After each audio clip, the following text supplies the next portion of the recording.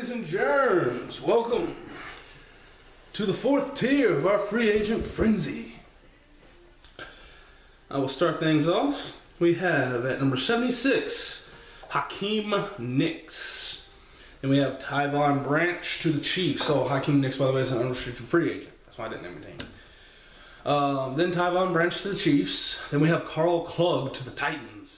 Stephen Ridley is unrestricted free agent. Roy Halu went to the Raiders. Steve Johnson, the wide receiver, went to the Chargers. Ahmad Bradshaw, unrestricted free agent. Atiba Rubin, unrestricted free agent. I apologize to Atiba Rubin if I mispronounced his name. Then we have Adrian Claiborne to the Falcons. Chris Myers, unrestricted free agent. Charles Tillman, Peanut Tillman, unrestricted free agent. Brandon Browner signs with the Saints. Lance Briggs is an unrestricted free agent. And we have Rob Hausler is an unrestricted free agent. CJ Mosley is an unrestricted free agent. Denarius Moore is an unrestricted free agent. Pierre Thomas and Anthony Spencer are also unrestricted free agents. Unrestricted free agents. Unrestricted free agents. That's the good part about being unscripted and uncut. You get all my goofs. Alright, so we also have, I can't even read that guy because, what's this pickup from where I left off? Ron Parker to the Chiefs. Patrick Robinson to the Chargers. O'Brien Schofield to the Falcons. Malcolm Smith to the Raiders. Harry Douglas with the Titans. Stevie Brown and Kevin Williams are unrestricted free agents. Thank you, Joe. Got this big black line. Just so you people see what I'm working with here. So this is why we need subscribers so we can get better equipment. They have like a giant line. Compliments of the dog stepping on my laptop. Going through my my list. So I'm trying to like read through it. Alright. So this is why we need you to please rate, subscribe, and like. Anyways.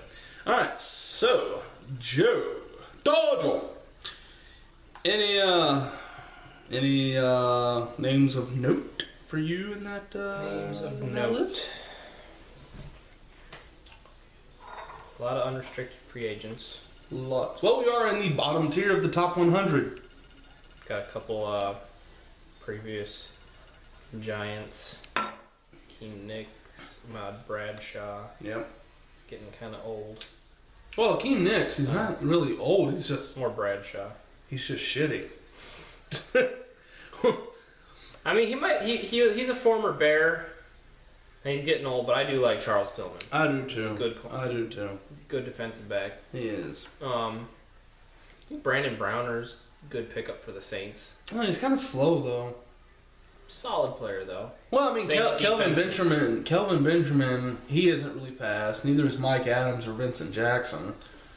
And they're all tall, and he's tall, so that's probably what they were looking at. They were probably saying, "Hey, we got to." Now, if he gets paired up against Julio Jones, we'll be fucked. But the other two teams in that division have really tall receivers, and he's got enough speed to probably hang with them. So. Lance Briggs, I'm sorry, he's getting old. I think there. He looked good when he was paired with Urlacher. Since then, I haven't really seen much out of him. I like how on NFL.com, the only thing they said about Denarius Moore was perennial tease. Because he'll have games where he like goes off and then he like disappears or gets injured or something. Patrick Robinson went to the Chargers. I think that's an interesting move. Former first round pick. Like Hakeem Nicks, he had like a decent rookie season like Hakeem Nicks, but Hakeem might have had one or two good seasons after that, but not sure. But Patrick Robinson, he just kind of didn't really live up to the hype. He started to play all right though towards the end of the season last year, so there is that. Oh, and as mentioned earlier, Malcolm Smith, the Super Bowl MVP from the one Super Bowl that the Seahawks have. Yeah, I like that pickup for the Raiders. Good young player that could, he could have been one of those guys that just, couldn't break the line. He's talented, but couldn't break the line up. So, which is funny that I say that, because essentially that's the same scenario with Parnell McPhee in Baltimore.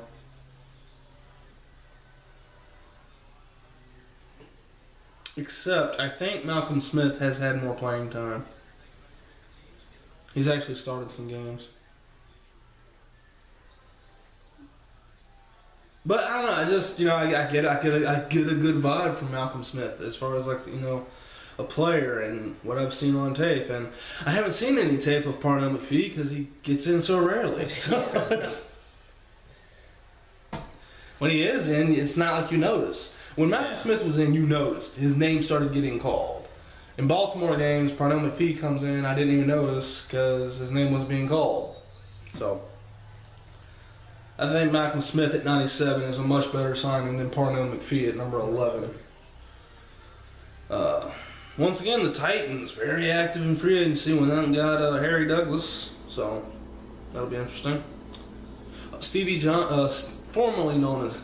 the Steve, formerly known as Stevie, Steve Johnson, went to the Chargers and will play with the best quarterback he's ever played with, Phillip Rivers. Yeah. So, he was able to get over 1,000 yards receiving for like 3 or 4 seasons with people like Ryan Fitzpatrick. So, it'd be nice to see what he does in San Diego. Although I think he's starting to get on the down spiral of his career, but we'll see. Anything else interesting before we move on to honorable mentions? Nobody really interests me at his 4th tier. Yeah. All right, moving on. All right. So the honorable mentions: hometown local Trent Richardson. In case we never made it clear before, we're filming from Pensacola, Florida. And I actually played against Trent in Little League and stuff, so that's why we put him on here. And he signed with the Raiders, got $600,000 guaranteed. I think it's a good pickup for the Raiders. I mean, the kid's got talent. He just, I don't know, lost it. He needs to find it again. I don't know. But he's got the talent, and if they can get the talent to come out, then that's a hell of a solid pickup for 2 years and only $600,000 guaranteed. Yeah. But this is final stop. Prove it or lose it. Yeah, pretty much. Yeah, he's oddly enough becoming kind of like Tim Tebow. Yeah. Phenomenal college player, took his team to a national title. Except for the difference between them two is Tim Tebow is okay, I know he's not going to make it in the NFL. He just doesn't have NFL quality characteristics from a quarterback perspective. But Trent Richardson, he had that. He had the speed. It wasn't 4.3 speed, but it was, he was just as fast as Eddie Lacy. Now he's slower than Eddie Lacy. The fuck? He had the run over you. Oh, will anyone ever forget the stop and start he pulled? Oh man, that was. I blew up both my ACLs watching it. Who was it against? West Virginia or something? I don't know. I don't remember who it was against, but it was so nasty. He's running full speed, starts.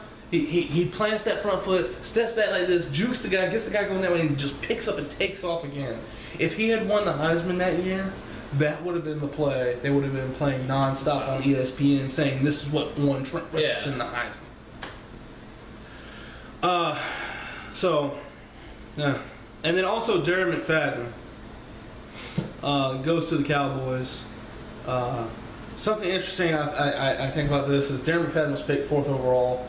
Trent Richardson would have been picked 4th overall had Cleveland not moved up one spot to pick him. Yeah. Which was fucking retarded. But Cleveland moves up one spot to take him.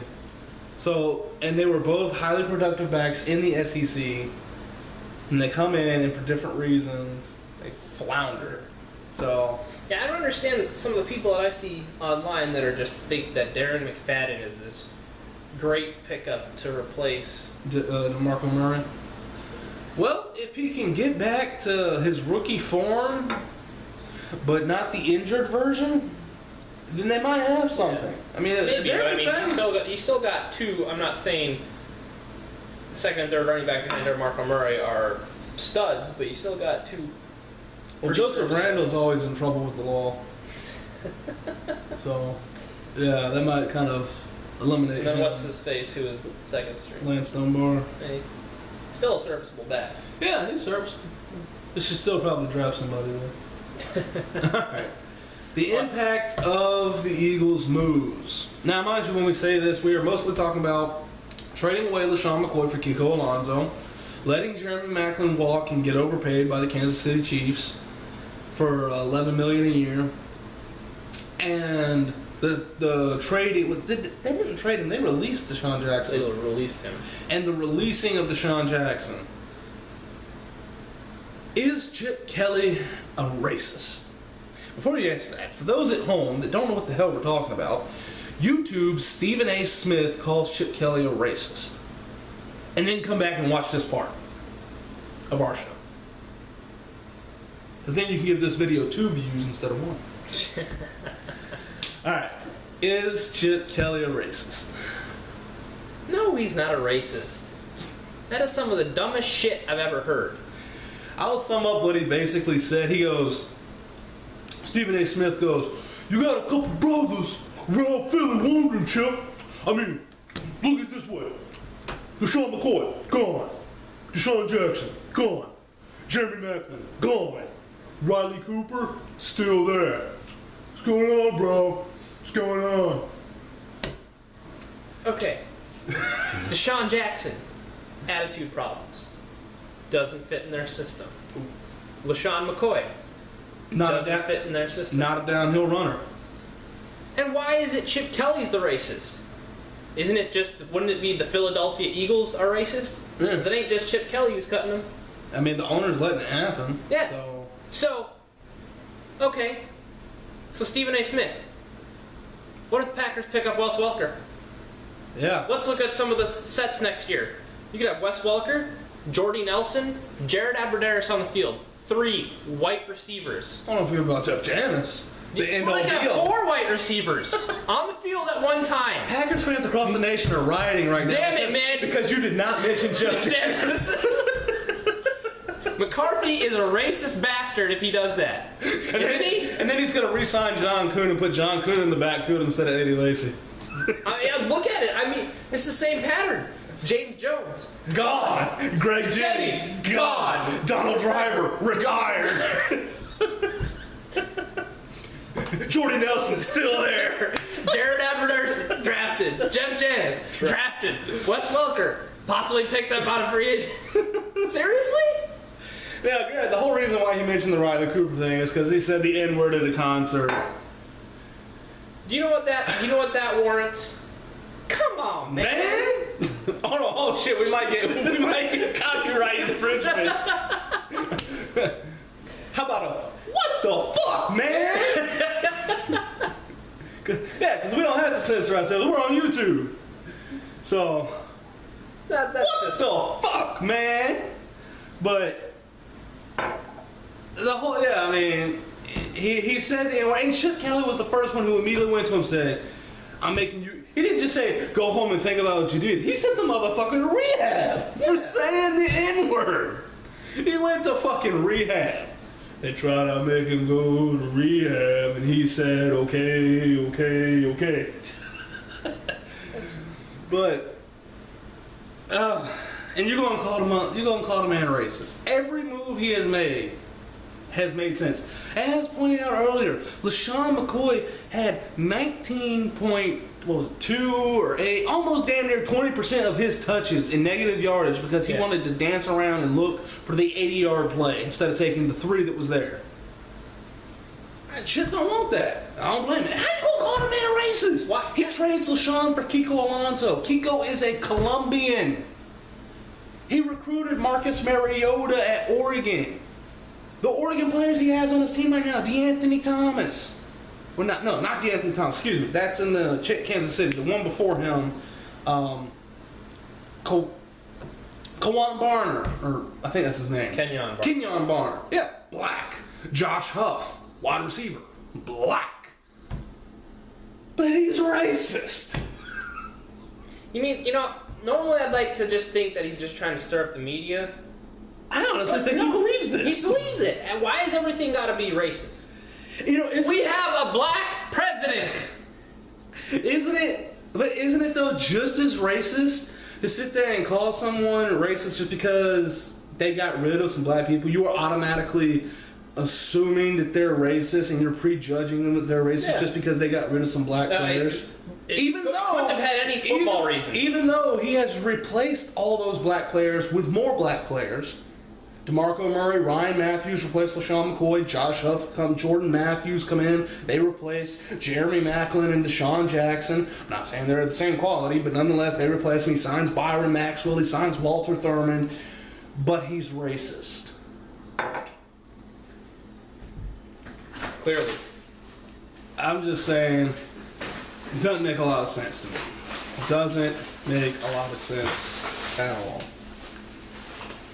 I mean, if anything, he's a race. If anything, Stephen A. Smith is the racist here for simply trying to point the racist card at anyone he can. I would say definitely Al Sharpton and that other asshole are racist because every opportunity they get, they're sitting there pulling the race card, whether legitimately or not. Sometimes, yes, it's legitimate. Sometimes it's not. But I mean, hell, if a black person sneezes and a white guy doesn't say "bless you," Al Sharpton's going to be there. Oh, this is racist. But I'm wearing the jersey of a white man. Am I racist? I'm wearing a black guy. Yeah, so I must be racist. You must be. You must be. I don't know. It is beyond stupid. Should we bring Michelle's opinion into the show? No. No. But She's camera shy. yeah. I get a headache just from. Let's move on and talk football. All right. Well, we'll do it in the next segment because we're almost out of time on this film. So, is he racist or is he not? Took up a lot of time. All right. Come back for part 5.